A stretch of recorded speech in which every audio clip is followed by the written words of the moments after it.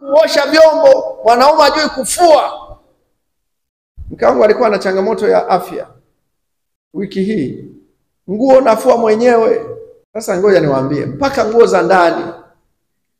Sawa? Mnanielewa watu wa Mungu?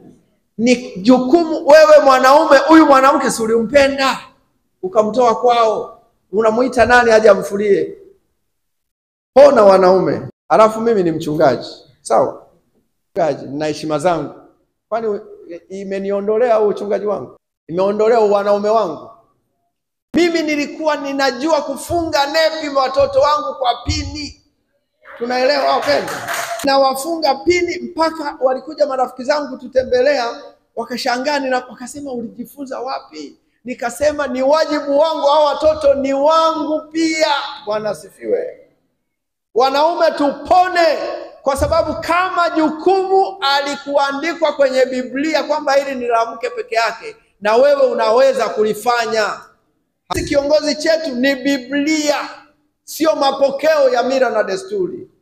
Pona katika jina la Yesu. Amen. Pona mwanaume. Amen. Mwanaume hujui kupika. Mke wako akiugua unamuita mke wa jirani ndiye akupikie, alafu baadaye anakuwa mchepuko wako. Pona katika jina la Yesu.